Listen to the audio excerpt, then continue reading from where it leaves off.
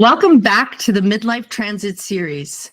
This is the last video in the series, a final recap of the midlife journey. When I started this series, I could not foresee how the series would take on a life of its own and how this all played into my developmental journey through the final lens of my Chiron return. I started my astrological learning journey with a Chiron course in 2020, in the middle of my midlife transits. And now, 4 years later, I'm finally concluding them. What I learned from that course that has been further cemented into me is that astrology is simply the study of cycles. And without understanding how our cycles fit into the larger whole, it's hard to make sense of the depth that these cycles represent in our own lives and charts. The most fulfilling thing about practicing astrology, in my opinion, is the depth at which I can process what has gone on before, the awareness of the stuck patterns I keep repeating, and a practical way to channel those patterns more effectively. You see, we are all born in the midst of collective cycles, generational cycles, and the personal cycles of our parents, siblings, and peers. Our cycles do not happen in a vacuum. We are part of a larger whole. This did not really sink in for me personally until I started to analyze my own cycles and had an aha moment that my moves across the country happened for my son about the same age I was when my own family moved across the country. One of the best ways to understand how these cycles play out in your own life is to start tracking them. Start tracking your major cycles and look back at previous milestones in that cycle, and you'll see the themes of your story come to life more clearly.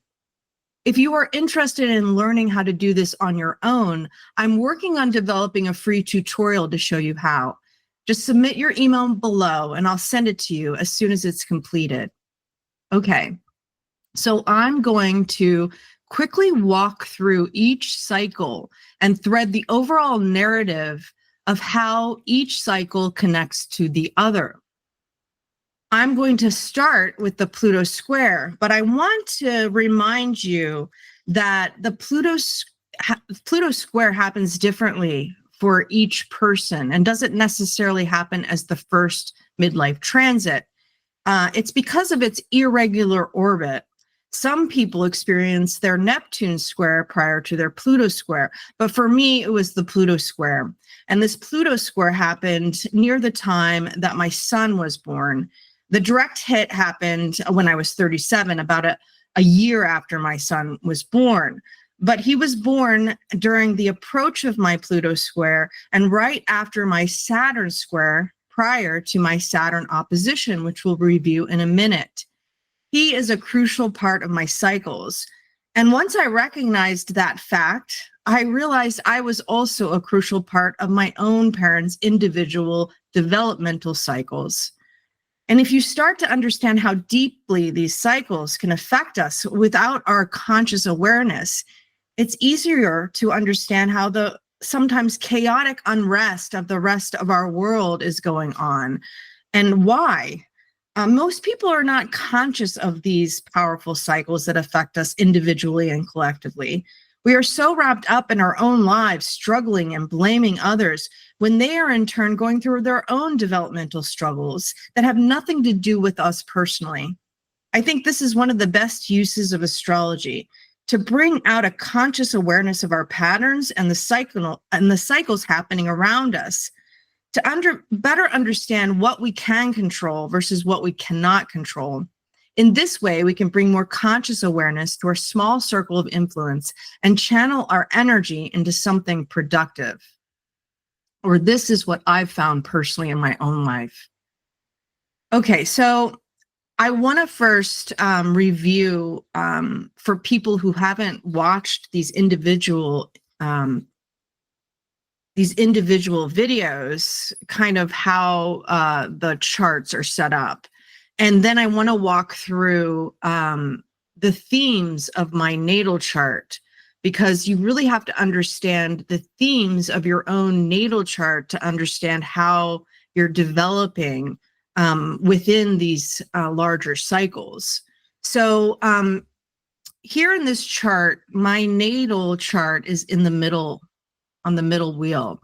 And the outer chart is the transits that were happening when Pluto came into a direct square with my natal Pluto. It doesn't just happen once, it happens over a year. Most of the times we have a direct hit to our natal planet, and then there's a retrograde. So we have another hit to our planet in the retrograde motion. It's kind of a review of this transit, and then another direct hit. But I'm only showing you the first initial direct hit. So let's just recap the natal themes in my chart. I look at the chart through the lens of evolutionary astrology. I like to view astrology through this lens, even though I've studied other types of astrology now, because it really explains what we're trying to develop. You know, it answers the question, why are we experiencing all of these things? What does our soul come here to develop in this lifetime? So I think it's a really great way to look at the cycles over time, and to understand why are we repeating certain themes, and what are we trying to develop. And then once we're consciously aware of that, develop, you know, what we're trying to develop, we can bring more consciousness to it, so we can channel that development, hopefully more productively, and get to a higher level in our lifetimes. So that's why I look at it through that lens. So in evolutionary astrology, Pluto is very important to that journey. It describes our developmental journey. It's a generational planet. It moves very slowly, but it's personalized in our chart through the houses and the aspects it makes to our personal planets. And also the nodes are very important because it describes our journey. And that is also more personalized through the aspects it makes and its rulers. So really quickly, I was born within the Pluto and Libra generation. And the Pluto and Libra generation are here to evolve through relational dynamics. And we're here to examine our personal identity in relationship to others. We can experience extremes in relationships. We might be brought up in a dysfunctional family. We might experience dysfunctional marriages. We might have dysfunctional business partnerships, dysfunctional relationship with our siblings. We're here to better understand our own journey through the journey with others. And that's important to know, especially around the Libra archetype. Libra is, you know, often referred to as, you know, the balancing of scales, but they're not generally balanced necessarily. They're learning to balance through the extremes. Libra is the natural ruler of the seventh house. It is the other. You know, we're here, our individual ascendant is our individual selves, and we need to reach out to the other for access to resources that we don't have, or to complement our own individual selves. Or we compare and contrast ourselves with others. We also fight with others. So it's very relational that we come into this life to develop through relationships. And then my nodal journey is on this axis, the second and eighth house axis, the axis of resources and values. Learning about other people's values and resources, and having the courage to embrace my own values and to create my own resources, or to have more faith in my own resources. And this is especially related to my own individual talents and my children, because if you look at this, the ruler of Pluto is Venus. Venus is the ruler of Libra, and Venus is here in my fifth house. and it's conjunct Jupiter, which is the final dispositor of Venus, as well as the ruler of my North Node. So it's what I'm developing is this, need to stand up for my own individuality, my own creative spirit, and those of my children, because the fifth house is naturally ruled by Leo, and Leo is the heart, it's creativity, it's where we find our, the places that we relax and we rejuvenate and we enjoy life. And then it's also the house of our children. And so those are big themes in my life. And I was born more specifically amidst the Pluto-Saturn square. And the Pluto-Saturn square had made its first hit before I was born, and it was Saturn was retrograde, so it was backing up to make its second hit. And what Pluto and Saturn deal with is the right use of power, and the themes that it was playing out collectively was about power in relationships, power in nurturing and caring for others, power and responsibility at the home. When I was born, there was, it was kind of that age of the feminists, basically. Women were standing up for their own rights. They didn't want to be held captive in the home. Some of them didn't have, marriages that supported them, and they were eager to fight for their rights. And I was born in that collective environment. And my own parents had, even though they were more traditional, they had their own power struggles. They were both from the Pluto and Leo generation, and that was about self-actualization. And even though my parents were very traditional and religious, my mom was very talented and very ambitious and wanted a life of her own, even though they had many children. And so I experienced those struggles very personally through the lens of my parents. And at the time, I was also born when Mars, which isn't a generational planet, was more personal to me because it moves more quickly. I was born when Mars was in a T-square relationship to Pluto and Saturn. And a T-square is made up of an opposition as well as a square.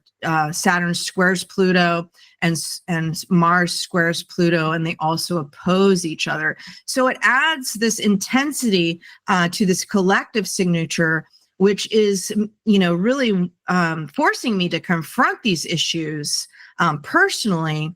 And this is all oriented in the 3rd, 9th, and 12th houses.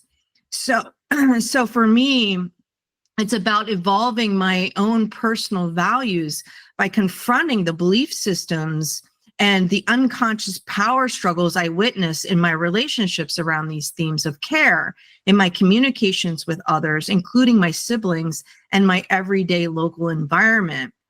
So there's a lot more that you can tease out of these themes, but I wanted to give you the basics because it'll help you understand how these cycles are playing out in my own life to develop something in me which are focused on where my soul is trying to evolve to. So we'll move on to the transiting Pluto square. So Pluto here, as you can see, the transiting Pluto is in my 3rd house, and it is in Capricorn. And my family, my roots are Capricornian.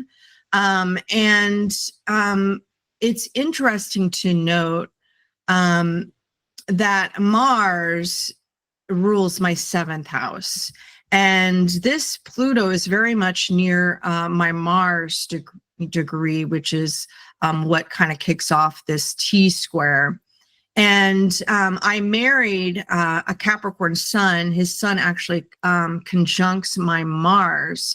And we married when Pluto was just entering Capricorn. So it really kicked off this whole power, stepping into my power, and right before this, like I said, I had gotten pregnant, and I had gotten pregnant with my son right at my Jupiter return, which if you understand traditional astrology, you understand your Jupiter return happens in your 12th house perfection year. And my 12th house cusp is ruled by Mercury, and Mercury is the ruler of my south node. So it really connects all of these things. It's very fascinating when you thread this together very accurately, based on these chart configurations, because I was pregnant. I got pregnant with my son during my third Jupiter return, and it involved Pluto, because Pluto's in my 12th house. I was seeding something new, and I didn't realize how impactful he was going to be on my life. Of course, we don't realize these things. It was important for me to have a child, but I didn't really know the extent of how his development would impact me personally, as kids always do. But it was interesting that I had him right before my Pluto square as well. Okay, so in all of this time period of Pluto and Capricorn, it's very productive for me. Capricorn is a very productive sign. I have Mars here. And so very practical oriented, very ambitious Mars, which kind of gets blocked by Saturn a lot. But at this time, I had just gotten married, and I had the birth of my first and only son. I was very much attuned and ambitious, intent on growing my marketing communications career, very third house themed as well, communications. Gemini is the natural ruler of the third house. And it's interesting to note, while we're not looking at this, my progressed sun has just moved into Aries. So it's also ruled by Mars. And this is when I got very much more assertive in my life and started driving forward very ambitiously to try to make something of myself, or prove my worth during this time.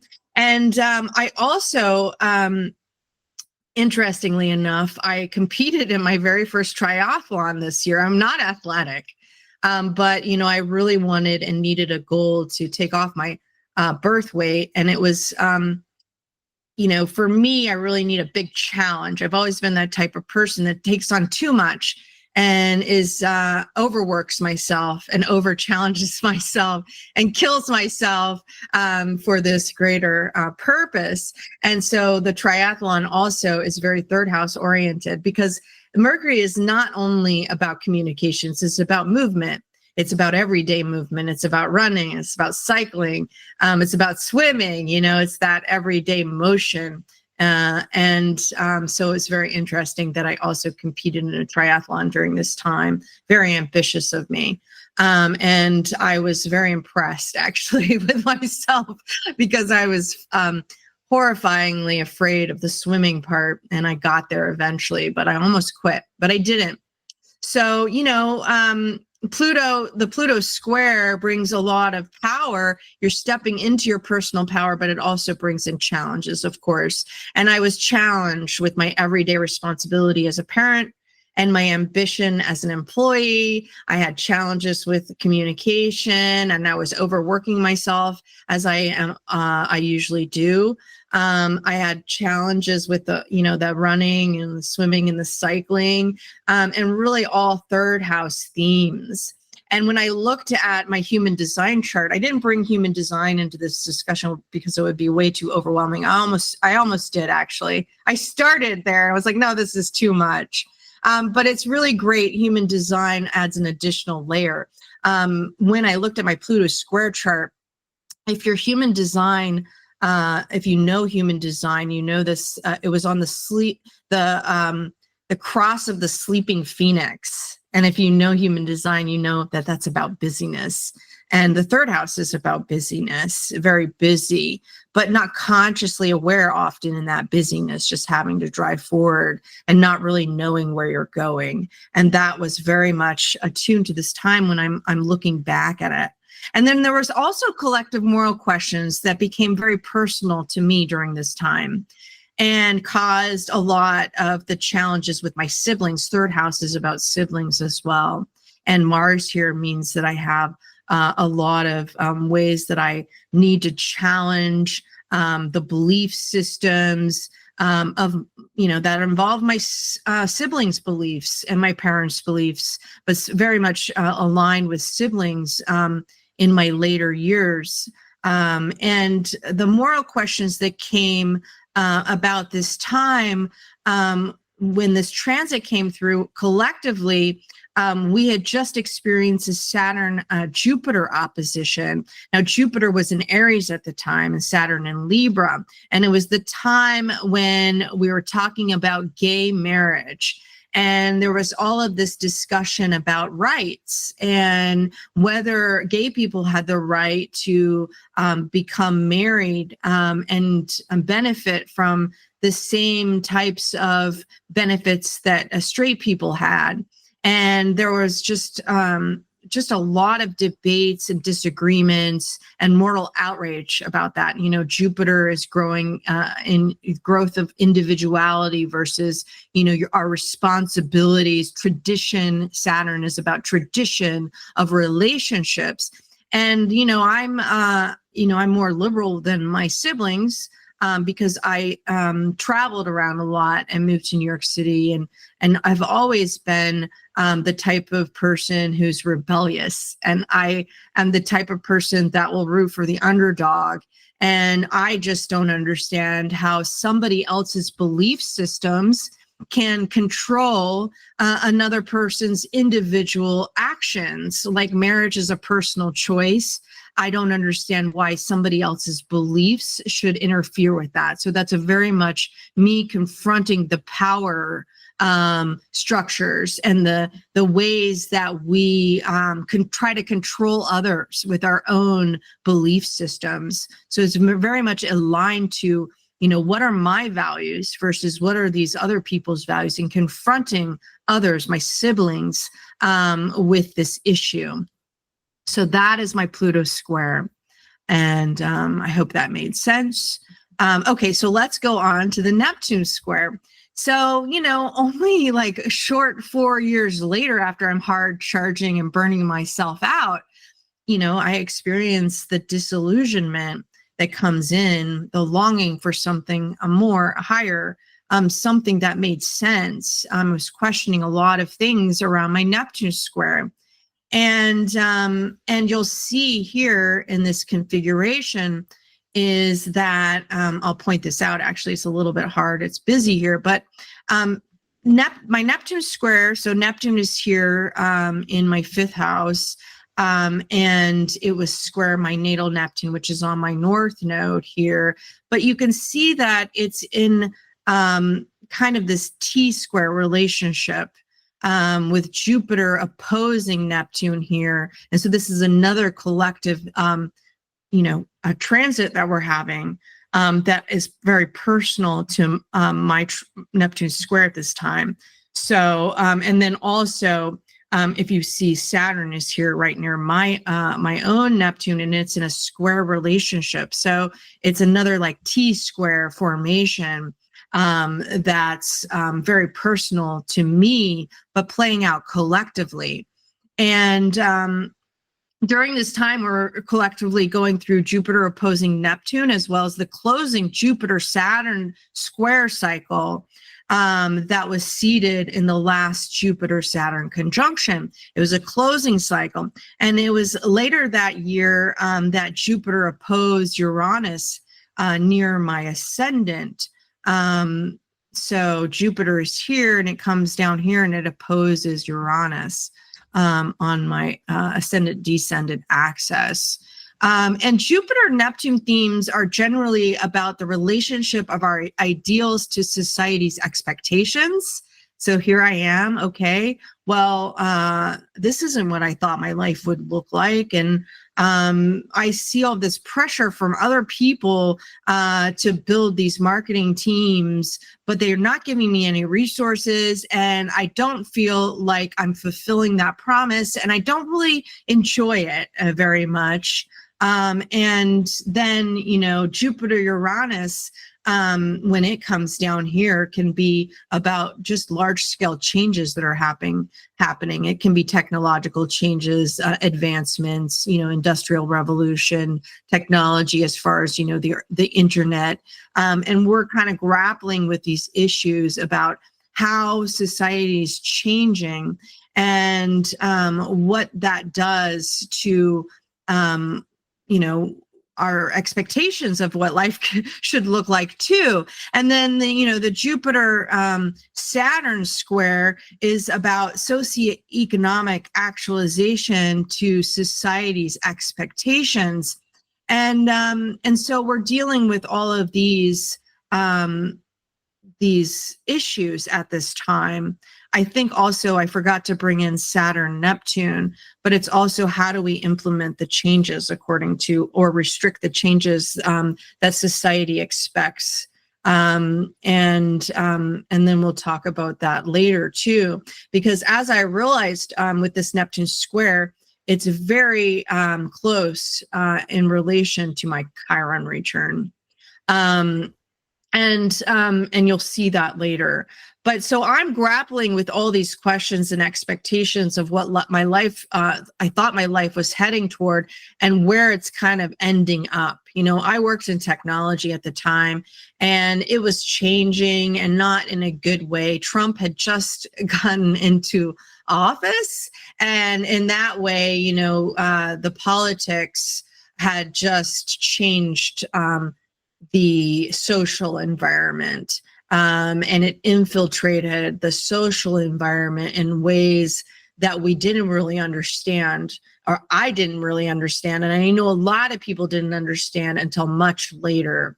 And all the cultural wars that we were having and some of the dysfunction that Trump's candidacy brought out into such a huge way, and we were all really fighting each other through the media, really, and through the propaganda that was coming out at the time. And it wasn't just me that was going through this disillusionment. It was happening for a lot of people, but it was happening to me very personally in this cycle. And you see Mars is on my North Node. So it was just putting a lot of emphasis on, where I was heading and why I was going in the direction I was going. And if you notice, Uranus here is on my Chiron. And later I would find out that I share a Chiron with the USA Sibley chart.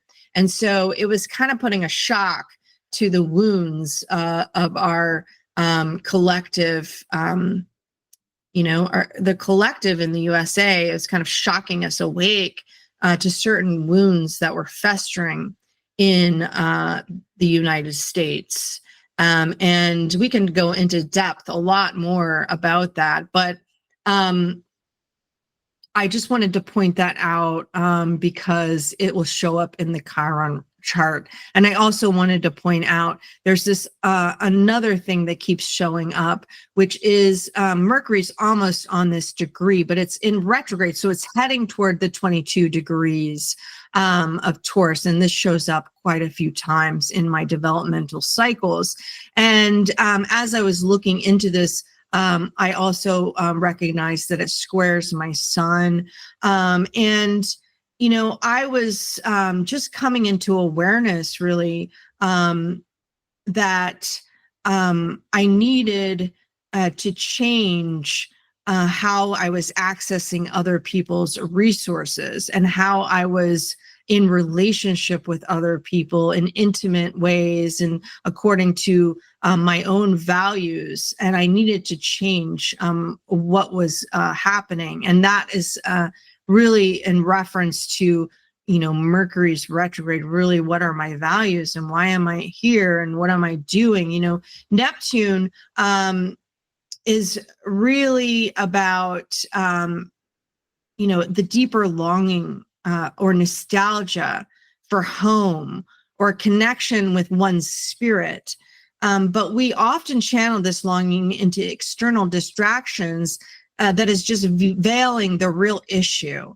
And in this way, we can become addicted to our distractions, so much so that we never address the deeper issues in our own lives, the things we have power to change. And this is just coming into a recognition within me that I wasn't living in accordance to my own values. I was drinking a lot to maintain what I was had set up for my life, and I was really burnt out.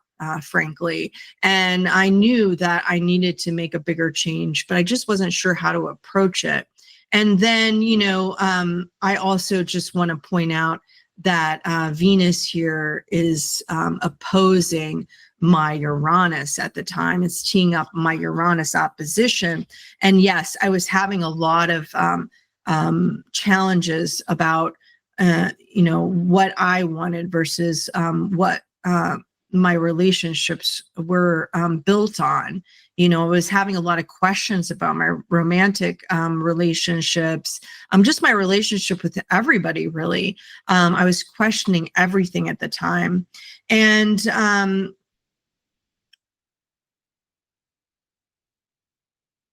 okay, so I think I addressed everything I wanted to address in this chart. So, I'm kind of disoriented.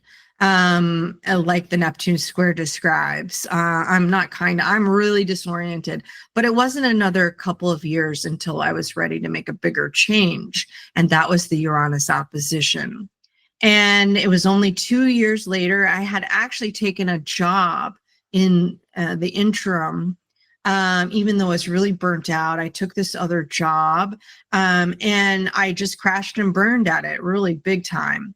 I had a few adventures during that time in those 2 years, but I just really was just burned out by the end of that. And then my dad got sick, and that his sickness, he had stage 4 lung cancer, and he died very quickly. And that experience really gave me the impetus, supported me really to make the drastic jump. To not only start my own company, I started my own company during this time, but to move. And it was, during that time, very much exactly when I look back, my move happened exactly when the first hit came into my chart, which was amazing. And it didn't really dawn on me at the time that I was reviewing it this early on, that, Uranus makes a trine to my moon. And because Uranus is near my ascendant at a very early degree, it activates in me a need for change. And it is about changing something and then adjusting to it later. And because the moon is at a later degree. And because it's such, it's here near my ascendant, I experienced these movement changes very early on in my childhood. My family moved around a lot. Not only across country a couple of times, but also within the neighborhoods and the states that I lived. So that's something that I experienced very early on in my life. And when you see aspects to Uranus and Moon, it's generally something like that, because it's about instability in the early home generally, because, Uranus is about change and about sudden change and electrifying change. But, in aspects to the moon is our everyday life and our everyday rhythm. And so that an aspect to the moon can really disrupt your rhythm in your life. And so I always thought that it was in my blood to move. I did move a lot.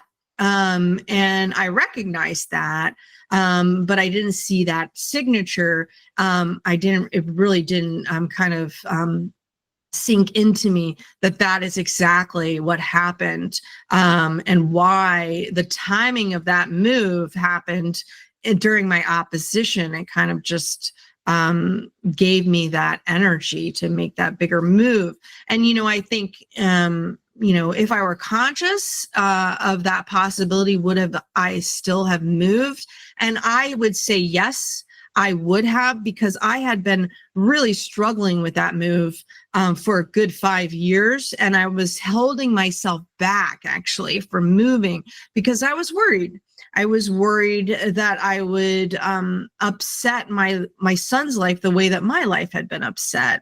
And so I held myself back a lot because I was worried about becoming my own mom and not taking care of my son or creating chaos for my son that my mom, that kind of had felt really damaging to me. And so I'm not a very frivolous person, and I'm constantly worried about my own choices impacting my child. But, for me, this transit, it was a must. I had to do it.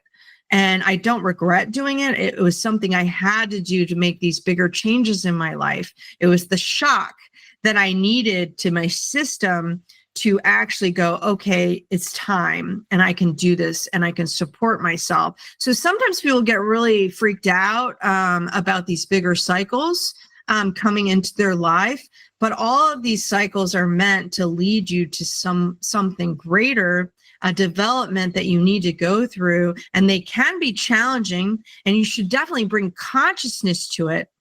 But at the same time, there's sometimes these cycles that have to force you into a new revolution of where you're meant to go. And that's kind of what the Uranus opposition does. It kind of shocks you in, it's the Kundalini rising. It's that moment where it's like, it's now or never, what is life about? Why am I following, the herd into some prison, and I've only got a short time left, is this really what I want to do with my one and only life? Even if you believe in reincarnation, it's like, come on, do I need to be in this prison of my own making? And so, I think that's what these big transits are for sometimes. And yes, they can be chaotic. They can destroy you in some ways. But if you are, if you're conscious of your life and you come into these ways of understanding how these cycles operate in us, you can also use them to your benefit. You can channel them in a way that is more constructive, I think. Now, moving my son, he doesn't have the same chart as I do. Yeah, he was impacted, definitely, as you'll see. He had his own struggles.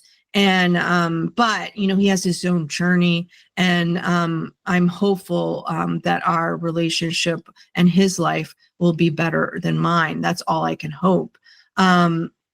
So anyway, also, if you notice, it's interesting to note that Venus is here at that same degree that Jupiter was in the previous chart. So now it's like, okay, what is that telling me? I was really having some grander illusions about what was possible with this move, and some illusions about, how I could set up my life to be more aligned. It wasn't illusions. I mean, it helps bring you forth, but there were some illusions about what I wanted in relationships, and how I was going to go about achieving those, ideals for myself. And also, I wanted to point out that Mars, which is the ruler of my Uranus, is here, and it is creating a T-square with my Uranus opposition. And so, for me, it was really about, I wanted to find more freedom within my family system, to do what I wanted to do for my own, life. I felt very trapped at that time in my career, working for these startups and feeling like I couldn't move on, and I needed to find some freedom and movement into something new within my family, and to advance into something different within my career. The North Node is in Leo up here at the 10th house. So that was kind of a theme that was going on. But, there was a lot of change that was happening, and change that needed to happen within my own family and my relationships, and even letting go of my career before that can finally be cemented during my Chiron return. So that was the big move. And then, very shortly, about 6 months after we moved, in came my Saturn opposition to remind me that I had responsibilities to others, and to remind me that transitions are very hard sometimes. And that's what Saturn comes in to do. And what happened during this time, I mentioned that my son was born right before my Saturn square. And so his Saturn squares my Saturn.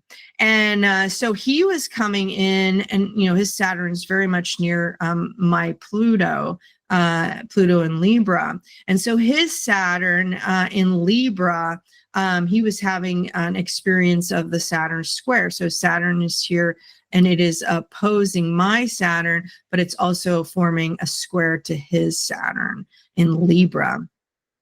And at that time, he had a very intense experience of struggling with his identity. And Libra can bring out struggles with identity. And you'll see here that the moon is transiting with Mars here. And the moon is very interesting because Saturn is ruled by the moon. And it's here transiting with Mars, and it is also in aspect, in square aspect to, again, this T-square to this opposition. And so I was dealing with my son and the realities of how this, I can't say that the move prompted this identity struggle, because he showed signs of it before the move. It just didn't become as intense until we moved. But I had to kind of come to terms with this in my own life. And Jupiter, here is also down here aspecting Neptune still, and Venus is on my North Node. And so I felt it. Okay. And then Jupiter is squaring, transiting Jupiter is in square relationship with Neptune. So again, it's about, our expectations of where we're headed. And Neptune is aspecting my Venus. So there's these expectations of where I'm heading. And then I had to deal with my son's identity crisis.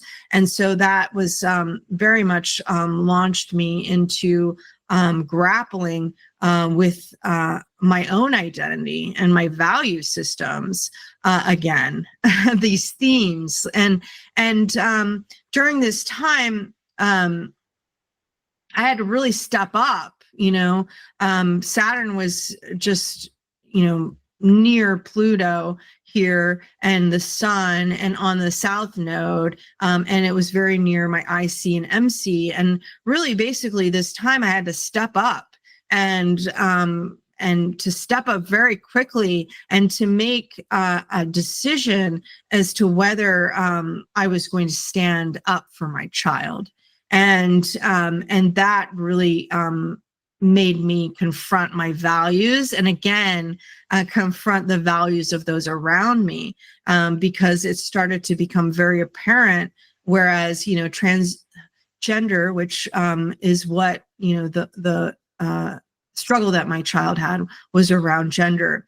And that was becoming a hot issue at the time. And it was about, my family that just really brought into light again, when I had this chance to really mend some of the bridges that had torn my siblings and I apart. It kind of reignited those. And so a fate would have it that it wasn't fate for me to get back together in relationship with my siblings. I guess I wasn't ready, because I really need to stand up for my child and what he was experiencing, and stand up for other people who were also against this idea. I really needed to go through that experience and to really explore what were my values. But at the time, it was like me confronting in ways that were like, it's me, you're either behind me or you're against me. And so that was its own issue, I think. And so I started to really confront belief systems again, and to really confront them in not so productive ways. I think you definitely need to stand up, but I'm not sure if my standing up was very productive or changed anybody's minds who hadn't already made up their mind about this. But it was a very intense time for me. And it was a chance, at least for me, to embrace again, who am I compared to who other people are. Okay, so then we get to the Jupiter return. And as this transit suggests, this was a time for growth. And despite the challenges, brought in a lot of blessings for me.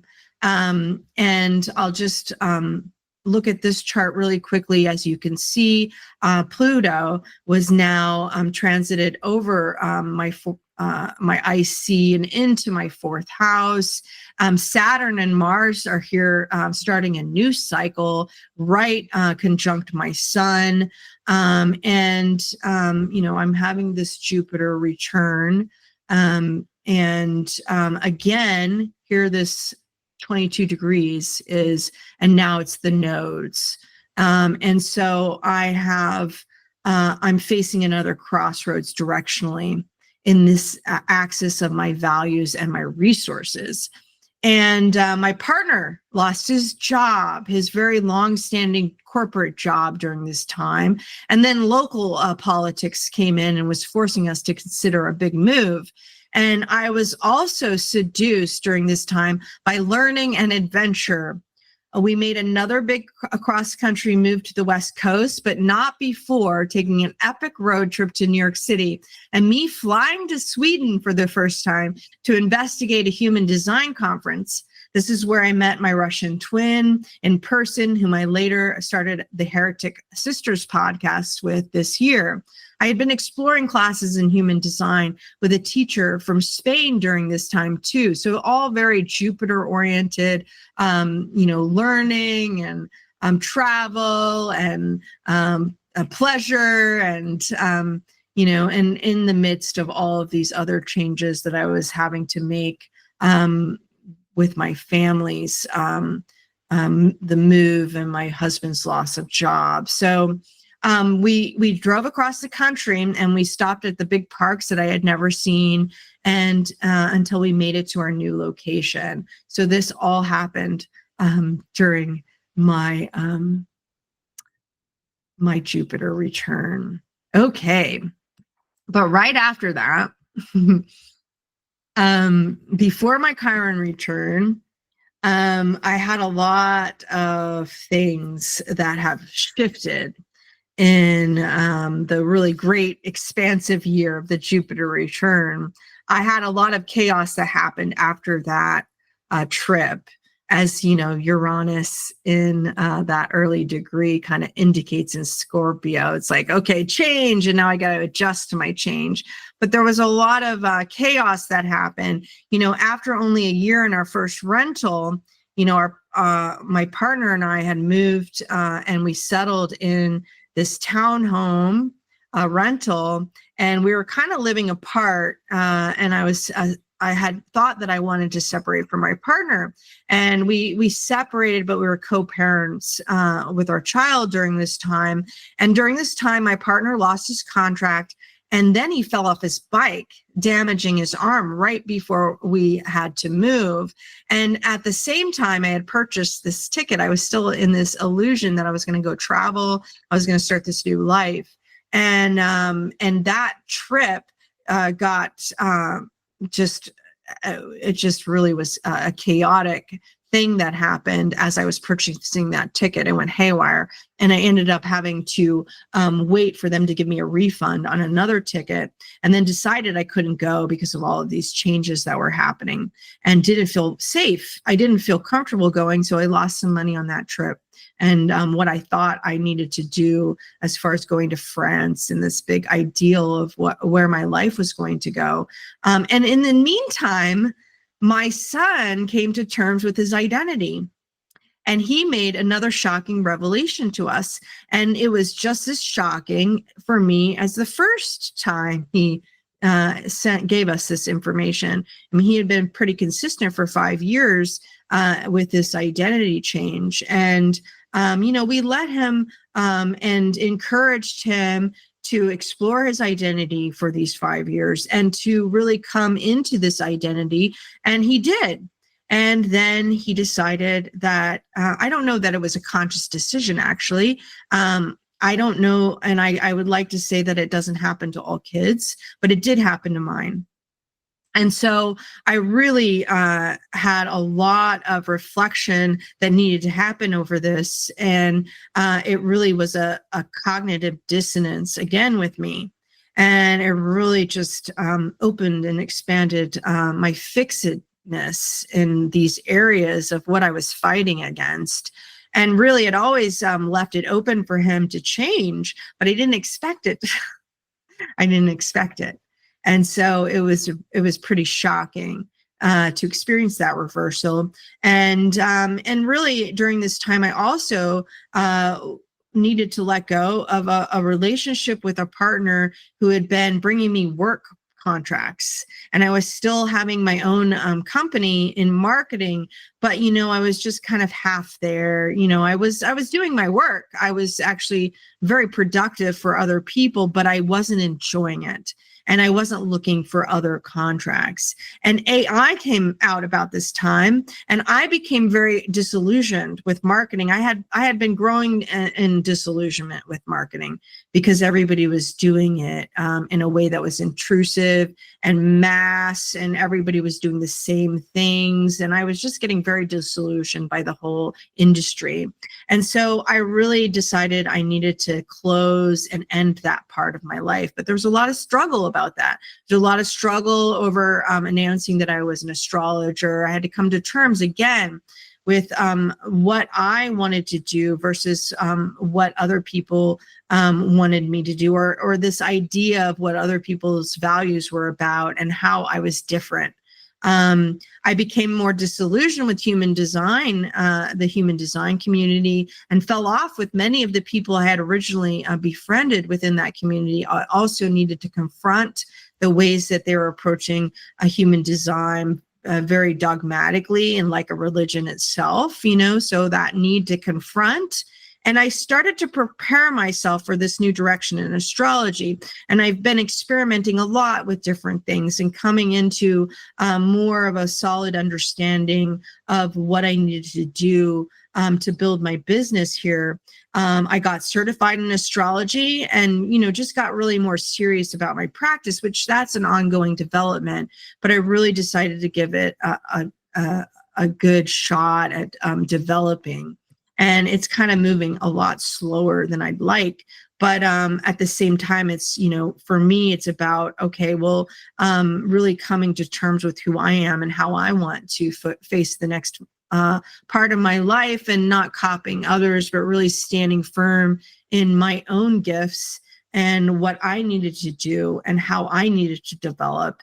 And then my relationship also started to shift, as I took more ownership of myself and what I wanted. And as we kind of moved into separation, And then as I started to deepen my awareness of my patterns, seeing myself more clearly, my partner started to take more ownership of himself.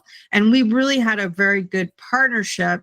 But then I just started to see all of these changes and new things that were happening with him, and started to think, well, we've been together and he's stuck by my side. And, maybe I should give this a really a good second look before we decide if we needed to split or not. So things start shifting in my relationship as well. And then, of course, Trump won the presidency for the second time.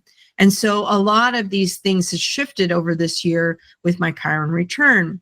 And as I reviewed earlier, my Chiron return repeats some of the main themes of my Neptune square, including Trump returning to run for president. And I really started to understand how my chart connected to the broader collective environment during this Chiron return. I had started to study mundane astrology, and was part of some mundane groups who were trying to predict the presidency. And I saw a lot of the same issues that you have in other environments, where people really they basically have these beliefs that make them see a certain way. And it's basically how they see the symbols. And so there was a lot of dogma going back and forth around these predictions, and I was challenging them. And, in my own way, because I'm very biased myself, in the fact that I was kind of hoping that what some of them were saying wasn't going to come to pass, because, some of them were predicting a Trump win, and I didn't like that. But it was a good eye-opening experience for me to really understand how, we're just kind of living our lives based on our own beliefs, and what we see is mainly aligned to that belief system. And, sometimes it's true, and sometimes it's, it's just basically aligning up to how we see our perspective. And it also helped me understand that, I had my own fixed beliefs and ways that I was seeing that was conflicting and in polarization with other people's beliefs. So it further awakened me to my own stuck patterns and belief systems. And, during this time, I started to understand that Chiron was also returning for the USA. So I shared that signature with them, and that the USA's Mercury was right on my midheaven. And, in their chart, it squares Chiron. So it squares my Chiron too.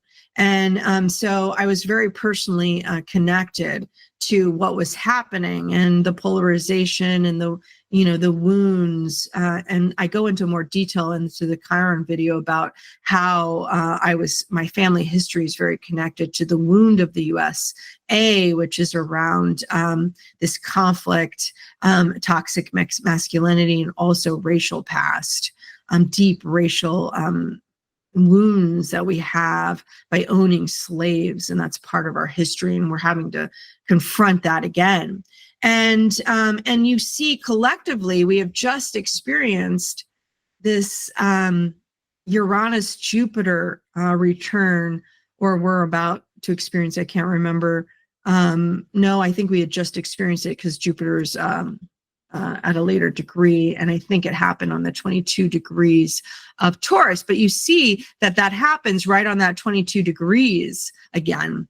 And it's again square to my sun, and my Chiron return happened in March. So it's before the presidential election, but I should have had some recognition. It was further pointed out to me, or it was probably pointed out before this happened, but this is very symbolic of Trump's chart, because he has Uranus on his north node, and he was born on an eclipse, and his sun and Uranus and the north node are in his 10th house, and Jupiter was conjuncting his sun, and transiting Uranus was on his midheaven. So it was very much a sign that he was going to win. And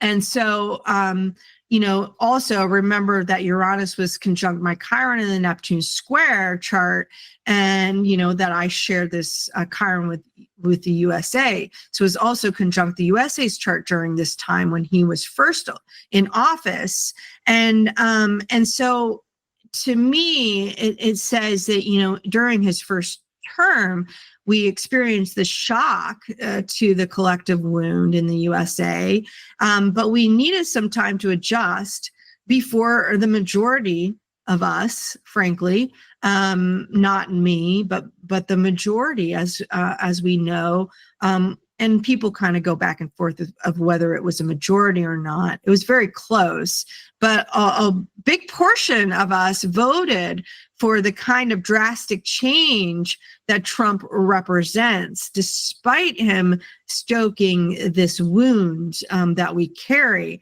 And, sometimes people don't see it as a wound, they see it in a different light. But it's basically for, the ways that I read it is we needed to go through this drastic change to shock us into a bigger change. And Trump represents that. There's a more united front now to Trump's presidency than his first term, because, he got ousted after the COVID pandemic, and that was introduced by a new Jupiter-Saturn cycle in 2020. And so, with that ending of this Jupiter-Saturn square, and then the starting of a new cycle when he got ousted, I think some people saw that as a sign of him not returning, because he couldn't really return on this new cycle when he was ousted. But he got reinstated as we started to experience the first square of this cycle. And then we came into this new conjunction, and we're also coming into some other new conjunctions as well, right after the Neptune Saturn conjunction, as and we're coming into these new cycles next year. So it's a very interesting development, I think, into what this is saying. Basically, we were not aligned with this bigger change. We knew we needed this bigger change. I think something bigger needed to happen, because we're at our wits' end with the current structures that have been in place that have not been working for anybody. We didn't like the chaos that Trump brought in, a lot of us, and felt like we needed somebody more stable with this new COVID that came on board. But, once we ousted him, the old Democratic, alliance, just proved to be simply more of the same. And we needed a bigger change. And when Biden stepped down, everybody thought, oh, good, we can have somebody new. And so that's going to be the new change. But then the messaging was all about keeping the same old, same old. And whereas, some people think we need something different, to me, it just seems like a change of hands of what power and money influences are we going to have to deal with now. But in a way, it feels like we collectively see this need for a change, and Trump really symbolizes that. And there's going to be a lot of chaos and change, but hopefully, maybe it will, as Pluto goes into Aquarius, at first it's very chaotic and destabilizes, and maybe we need that destabilization. And frankly, some of the institutions that haven't been working and the ways that businesses have been really controlling the mechanisms, maybe those need to be toppled. Whether Trump is going to do that in a way that's healthy for us or not, I'm pretty skeptical about. But, sometimes we just need things to get really toppled and chaotic before we can rebuild again. And that's what Pluto is about, is decimation before stabilization of something new. And we'll see what happens. But I I really experienced the shock personally, as this, like I said, this Jupiter Uranus is in my 8th house. It's a new cycle for me, a new growth cycle for me. But there was a lot of shocks that came with that.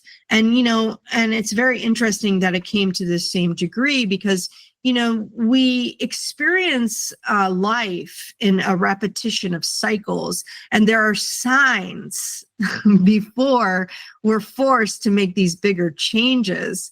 But, we're not always aware of them, or they just prepare us for the big change, because sometimes, some of us are more attuned to change, but some of us need a bigger push. We get comfortable and we want to repeat our patterns. They make us feel safe. And sometimes going out into the unknown is scary. So sometimes we need a big shove. And even then, when we get that, some people resist, and even their mortality is at risk during this time. A lot of people do die during this time when they're when they're faced with something and they can't make that change that they need to make, or just life just kind of comes through and decimates and doesn't give them a chance to rebuild. And so, thankfully, I'm still here. My life is on a new trajectory, and I have an expanded awareness that I'm simply a small cog in a bigger machine. I now have a better understanding about how I fit into the larger whole. I have grown more solid in standing up for my own values in relationship to the others in my life. I see very clearly how my perfectionist habits play out in the analysis and the recordings of these videos, and also my readings. I'm starting to see how I am just locked into these patterns of perfectionism and overworking myself no matter where I go. And I get locked into this cycle of never being good enough, never being perfect enough.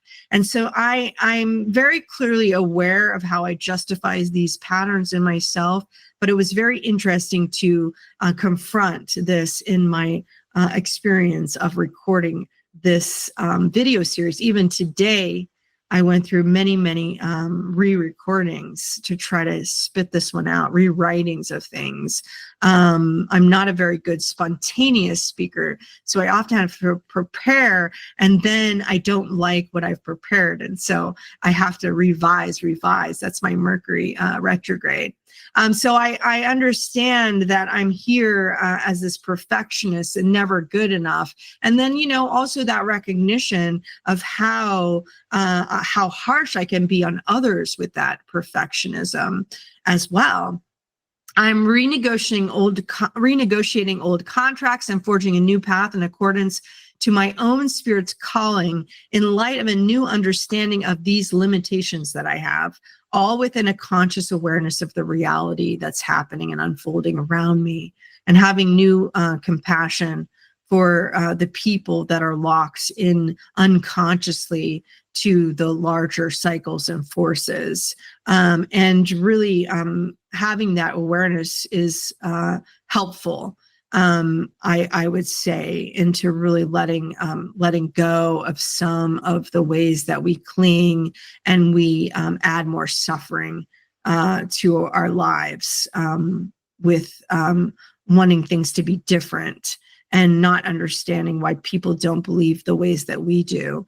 And so that's been a good and a healing experience for me.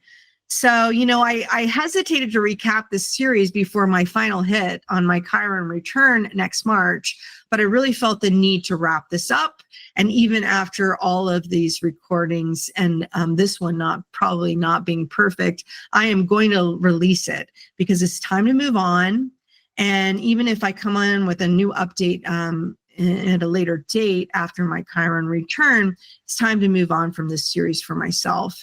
And so I thank you for listening, and hopefully this series has been helpful for you to better understand how to analyze your own cycles and where this might end up for you. It depends really on your chart, but hopefully it helps you see that astrology can be such a tremendous tool.